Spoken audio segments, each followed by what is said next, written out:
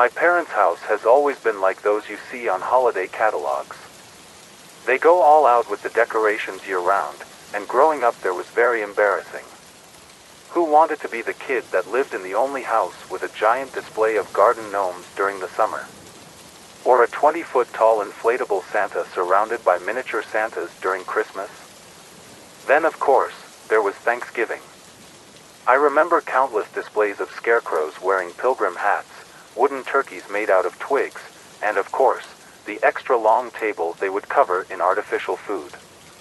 They'd set the scarecrows around the table, their painted faces smiling at nothing.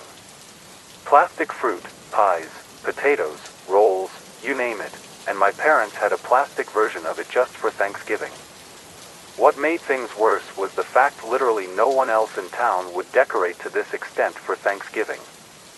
I fondly remember being referred to as Turkey Boy every time that holiday rose its repulsive head after Halloween. Moving out of my parents was probably the best day of my life.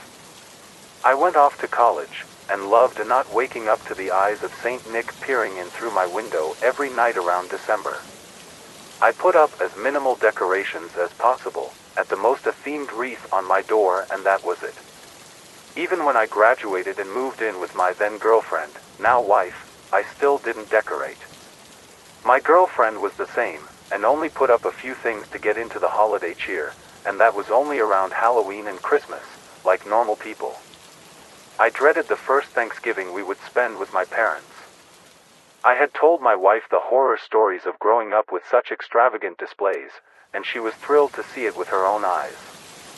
If only to embarrass me about it later. I hadn't been back to my parents for Thanksgiving since I moved out, always stating that I had to work. Most of the time this was true, but I'll admit there were a few years that I could have gone but couldn't bring myself to go.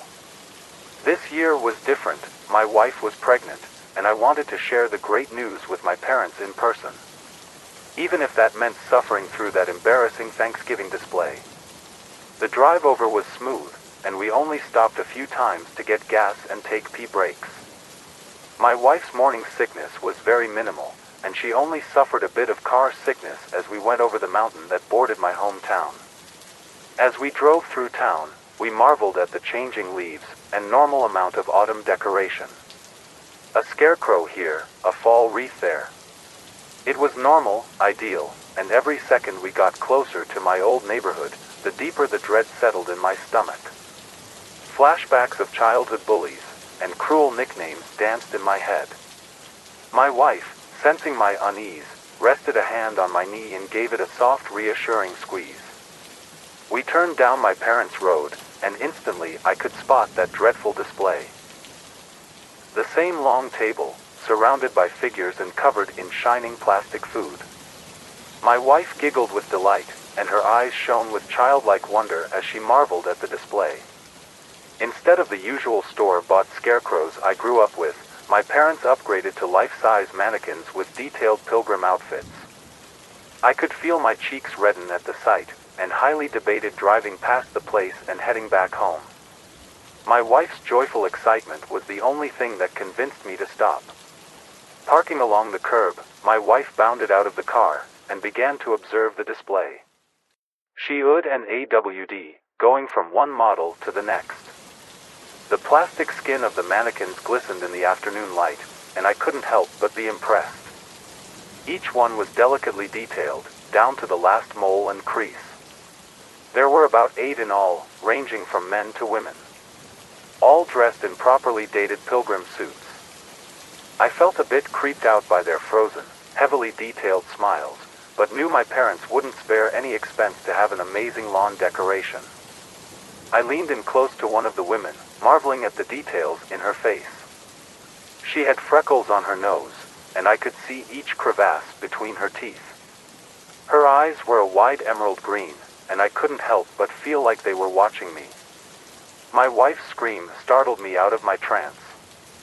She was standing beside the mannequin at the head of the table, an older man with a bushy gray beard that rippled in the light breeze. My wife held something in her right hand, and continued to scream. I rushed to her, wrapping my arms around her protectively and grasping her hand. I expected to see a cut, or a splinter. Instead, I saw a severed ear. There was blood coating the side of it, and looking up, I could see blood dripping out of the now empty spot where the mannequin's right ear had been. My wife continued to scream, her body trembling in my arms as I held her. I looked from the ear to the mannequin, then back again. Then I noticed its eyes. They were turned all the way to its right, as if it was trying to look at us. I then slowly looked at the rest of the display. Each and every mannequin had their eyes turned in our direction, and I could sense their intense fear from their gaze. Their mouths, frozen in a plastic smile, couldn't take away from the utter terror in their eyes. As I stood there, cradling my screaming wife and staring dumbfounded at the plastic display before me, I heard the front door to my parents' house creak open behind me.